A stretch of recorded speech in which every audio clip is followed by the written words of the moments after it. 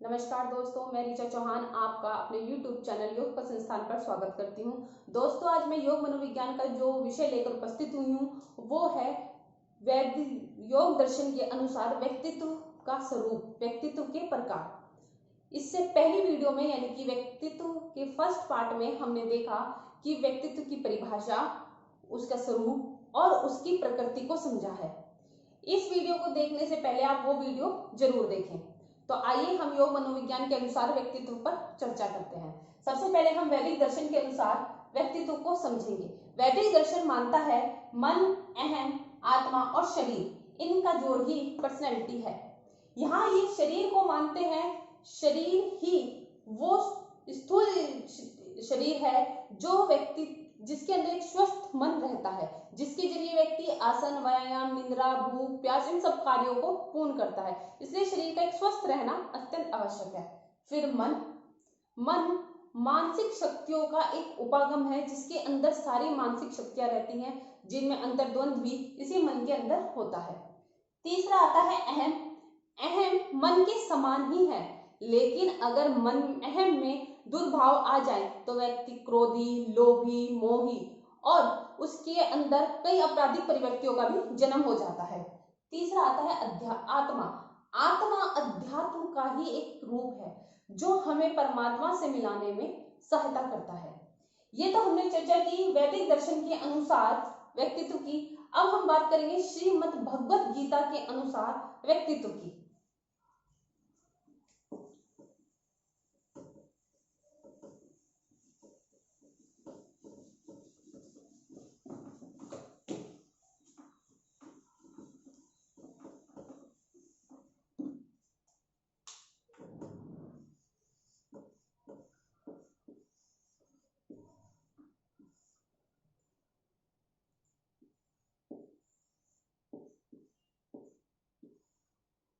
श्रीमद् भगवत गीता के अनुसार व्यक्तित्व को 4 तरह का माना है। पहला है तामसिक,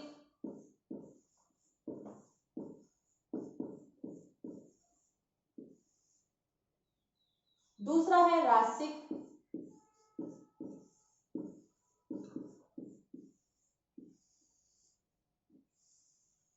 तीसरा है सात्विक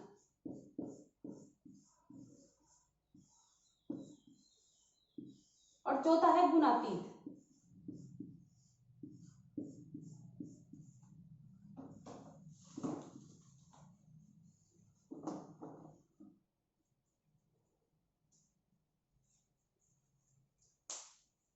तामसिक व्यक्तित्व में भगवत गीता मानती है कि वो व्यक्तित्व जिसमें तामस गुणों की अधिकता होती है, जैसे कि उसमें आलस्य, क्रोध, इस तरह की भावनाएं अधिक होती हैं।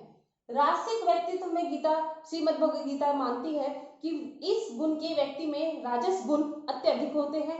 वो जो है लोभी प्रवृत्ति का होता है, वो उसके अंदर कामनाएं अत्यधिक अधिक होती हैं। तीसरा आता है सात्विक व्यक्तित्व। इस व्यक्तित्व के अंदर सत्गुण की अधिकता होती है, वो साधु भाव का होता है। लास्ट आता है गुणातीत व्यक्तित्व। गुणातीत व्यक्तित्व इन सब व्यक्तित्वों से सबसे उच्च स्तर का होता है। वो समभाव रखता है, हर परिस्थिति में वो मान में, अपमान में, लाभ में, हानि में, दुख में, सुख में, सब परिस्थितियों में एक भाव रखता है। श्रीमद् भगवत गीता के बाद हम चर्चा करेंगे उपनिषदों के अनुसार व्यक्तित्व के बारे में क्या चर्चा की गई है।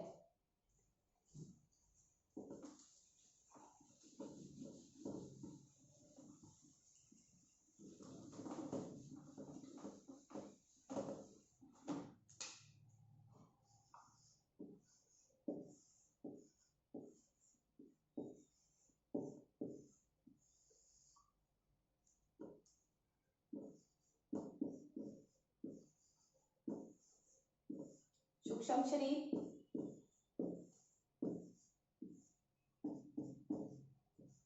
स्थूल शरीर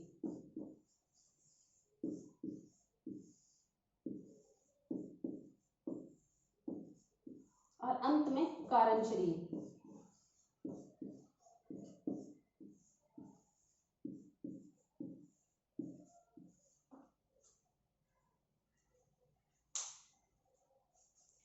उपनिषदों के अनुसार व्यक्तित्व को समझने के लिए 3 तरह के शरीरों की चर्चा की गई है। सबसे पहले आता है इसमें सूक्ष्म शरीर। सूक्ष्म शरीर स्थूल शरीर के अंदर का वो स्तर जहां पर आत्मा का वास होता है। सूक्ष्म शरीर ही वो है जो पुनर्जन्म भी रखता है, जिसका विनाश संभव नहीं है। वहीं दूसरा जो आता है वो आता है स्थूल शरीर, जो पंच तत्वों से मिलकर बना है, जो एक जन्म तक ही रहता है और उस जन्म में मृत्यु होने के बाद वो उन्हीं पंच तत्वों में विलीन हो जाता है। तीसरा इन्होंने माना है कारण शरीर। कारण शरीर में ये मानते हैं कि ये अज्ञान और अविद्या का स्वरूप है, जो सुषुप्त अवस्था में उत्पन्न होता है, या आप इसको ऐसे समझ सकते हैं जो सपन की परिस्थिति में हम जो मानते हैं ये वो कारण शरीर है, जो हमें लाभ हानि इन सबके जोड़ के बाद जो हमारे अंदर उत्पन्न होता है वो है कारण शरीर। जब हम उपनिषदों के अनुसार पर्सनैलिटी की बात करें तो उपनिषद मानता है कि जो शरीर है वो रथ के समान है, यानी कि जो स्थूल शरीर है वो एक रथ है और सूक्ष्म शरीर जो है उसका सारथी है, और वो उसको सारथी जो है उस रथ को चलाता है। वहीं ये मानते हैं कि सूक्ष्म शरीर के जो रथ हाथी हैं, जो हमारे घोड़े हैं सूक्ष्म शरीर के, वे हैं हमारी कामेंद्रियां, जो सूक्ष्म शरीर के हाथों में होती हैं। वहीं सूक्ष्म शरीर के हाथ में जो वे लगाम होती हैं वे होती हैं ज्ञानेंद्रियां। मैं एक बार आपको फिर से व्याख्या करूंगी कि उपनिषदों ने इन शरीरों की किस तरह व्याख्या की है। उन्होंने स्थूल शरीर को एक रथ का स्वरूप माना है कि स्थूल शरीर जो है एक रथ के समान है और सूक्ष्म शरीर है सारथी। उस सारथी के जो रथ के जो घोड़े हैं वे हैं कामेंद्रियां और जो लगाम है वो है ज्ञानेंद्रियां, जिसके जरिए व्यक्ति जो है रथवान जो है सारथी को उस बुद्धि या उस आत्मा से तुलना की गई है जो हमारे इस शरीर को पार लगाता है। ये उपनिषदों के अनुसार है। वहीं उपनिषदों के अनुसार व्यक्तित्व के पंच कोशों की भी व्याख्या की गई है। तो वे पंचकोश कौन कौन से हैं, आइए इस बारे में भी चर्चा करते हैं।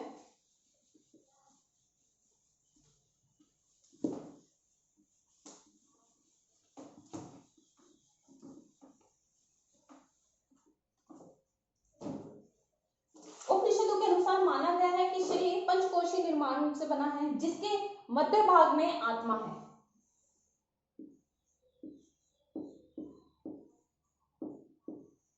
आत्मा, ये जो पंचकोश है इसी आत्मा पे इस तरह से एक के बाद एक परत है, जैसे कि प्याज में परत बाई परत होती है, इसी तरह ये पंचकोशीय शरीर है जिसकी एक परत जो सबसे अंदर का केंद्र है वो है आत्मा।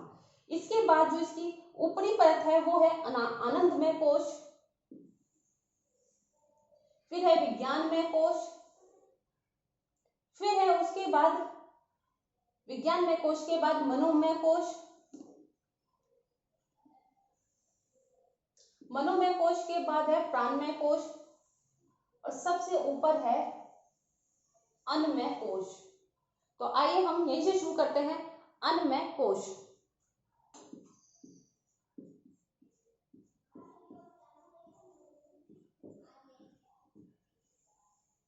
अन्नमय कोश वो कोश है जो उन पंच तत्वों से मिलकर बना है, जिसमें अग्नि, पृथ्वी, वायु, जल और आकाश है। ये पांचों तत्वों से मिलकर हमारा अन्नमय कोश बनता है, जो एक भौतिक शरीर के स्वरूप है, जो भूख, प्यास, निद्रा इन इच्छाओं तक ही सीमित है। उसके बाद दूसरा केंद्र आता है प्राणमय कोश। प्राणमय कोश में हमारी में पांचों प्राण आते हैं, जो उपान, आदान, समान, व्यान, ये सब जो प्राण है वो इस प्राणमय कोश में आते हैं। इसमें जो संचारण है वो हमारे प्राण का होता है। तीसरा कोश आता है इसमें मनोमय कोश।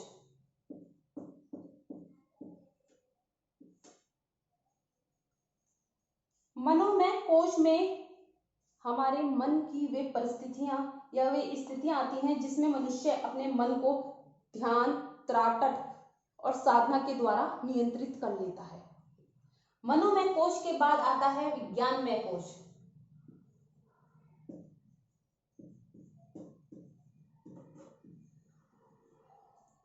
विज्ञानमय कोश आध्यात्मिक बुद्धि से संबंधित है, जो हम सोहम की उपासना करके अपने साथ नियंत्रित या संतुलित करते हैं। और सबसे अंत में आता है आनंदमय कोश। आनंदमय कोश वो स्थिति है जब व्यक्ति का सब अनुभव से, सब भौतिक, प्राणिक, मानसिक, सब जगत से ऊपर की जो स्थिति है वो है आनंदमय कोश। और उसके बाद आत्मा।